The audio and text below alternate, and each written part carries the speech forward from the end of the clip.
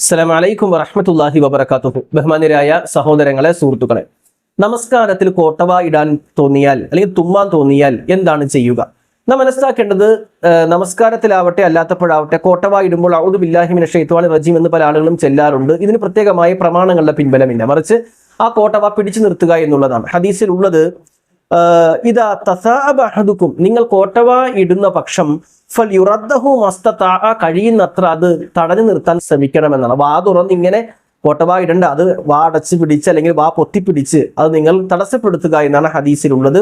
Fine അഹദക്കും, നിങ്ങൾ ഒരാൾ കോട്ടവ ഇടുന്ന പക്ഷം ഷെയ്ത്താൻ ചിരിക്കുകയാണ് എന്നും ഹദീസുകളിൽ രേഖപ്പെടുത്തുന്നുണ്ട്. ഇമാം ബുഖാരി ഉദ്ധരിക്കുന്ന, അബൂ ഹുറൈറ റളിയല്ലാഹു അൻഹു ഉദ്ധരിക്കുന്ന നബി സല്ലല്ലാഹു അലൈഹി വസല്ലം പഠിപ്പിച്ച ഒരു ഉപദേശമാണ്. അപ്പോൾ കോട്ടവ വന്നു കഴിഞ്ഞാൽ വാ പൊത്തിപ്പിടിക്കുക, ഇതാണ് പ്രവാചക ചര്യ. നമസ്കാരത്തിലും അങ്ങനെ തന്നെയാണ്. ഇനി തുമ്മിയാൽ, നമുക്കറിയാം നമസ്കാരത്തിലല്ലാത്ത സമയം നമ്മൾ അൽഹംദുലില്ലാഹ് പറയാറുണ്ട്. അപ്പൊ തുമ്മിയാൽ എന്താണ്? നമസ്കാരത്തിൽ തുമ്മിയാൽ അൽഹംദുലില്ലാഹ് പറയണോ? അൽഹംദുലില്ലാഹ് പറയാം, ഉറക്കെ പറയേണ്ടതില്ല. സ്വന്തം ശരീരം കേൾക്കുന്ന ശബ്ദത്തിൽ അൽഹംദുലില്ലാഹ് പറയാം. അത് ആമായൊരു നിർദ്ദേശമായിട്ടാണ്. അഥവാ നമസ്കാരത്തിലും അല്ലാത്തപ്പോഴൊക്കെ ഇത് ബാധകമാണ്. പൊതുവെ ഇത് ചെയ്യാമെന്നുള്ള രീതിയിലാണ് ഹദീസിലുള്ളത്. അതുകൊണ്ട് നമസ്കാരത്തിൽ തുമ്മിയാൽ അൽഹംദുലില്ലാഹ് പറയാം എന്നാണ്. 3 തവണയിലധികം തുമ്മിയാൽ അൽഹംദുലില്ലാഹ് പറയേണ്ടതില്ല. 3 തവണ തുമ്മുക എന്ന് പറഞ്ഞാൽ അസുഖത്തിന്റെ ഭാഗമായിട്ടാണ് രേഖപ്പെടുത്തിയിട്ടുള്ളത് കാണുന്നത്. എന്നാൽ 3ൽ താഴെയാണെങ്കിൽ അതൊരു നിഅമത്തായിട്ടാണ്, നമ്മുടെ ശരീരത്തിലെ അഴുക്കുകൾ പുറത്തേക്ക് പോകാനുള്ള നിഅമത്തായിട്ടാണ് ഇത് കണ്ടിട്ടുള്ളത്. അതുകൊണ്ട് തന്നെ തുമ്മിയാൽ അൽഹംദുലില്ലാഹ് പറയാം എന്നാണ്. ഇനി ഈ അൽഹംദുലില്ലാഹ് പറയുന്നതിനപ്പുറത്തേക്ക് ഒരാൾ തുമ്മുന്നത് കേട്ടിട്ട് ഇർഹമുക്കുമുല്ലാഹ് എന്ന് പറയണമെന്ന് ചോദിച്ചാൽ അങ്ങനെ പറയാൻ പാടില്ല. നമ്മൾ അൽഹംദുലില്ലാഹ് നമ്മുടെ ശരീരം കേൾക്കുന്ന, നഫ്സ് കേൾക്കുന്ന ശബ്ദത്തിൽ പറയാന്നല്ലാതെ മറ്റൊരാൾ തുമ്മിയാൽ ഇർഹമുക്കുമുല്ലാഹ് പറയാൻ പാടില്ല. കാരണം മുആവിയ ഇബ്നു ഹക്കം റിപ്പോർട്ട് ചെയ്യുന്ന ഹദീസിൽ കാണാം, ഞാൻ നബി സല്ലല്ലാഹു അലൈഹി വസല്ലമയോടൊപ്പം നമസ്കരിക്കുകയാണ്. ആ സമയത്ത് ഒരാള് തുമ്മി.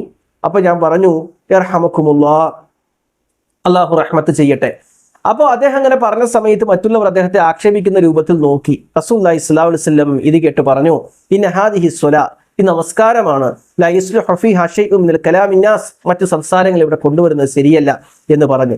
ഇന്നമാ ഹുവ തസ്ബീഹ് വ തക്ബീർ വ ഖിറാഅത്തുൽ ഖുർആൻ, തസ്ബീഹും തക്ബീറും ഖിറാഅത്തുൽ ഖുർആനുമാണ് നമസ്കാരം, ഖുർആൻ പാരായണവുമാണ് നമസ്കാരം, അല്ലാതെ ഇങ്ങനെ ചെയ്യാൻ പാടില്ല എന്ന് പറഞ്ഞു. ഈ ഹദീസിന്റെ അടിസ്ഥാനത്തിൽ ഒരാൾ നമസ്കാരത്തിൽ തുമ്മുമ്പോൾ അൽഹംദുലില്ലാഹ് എന്ന് അയാൾക്ക് സ്വമേധയാ സ്വന്തം ശരീരം കേൾക്കുന്ന ശബ്ദത്തിൽ പറയാം.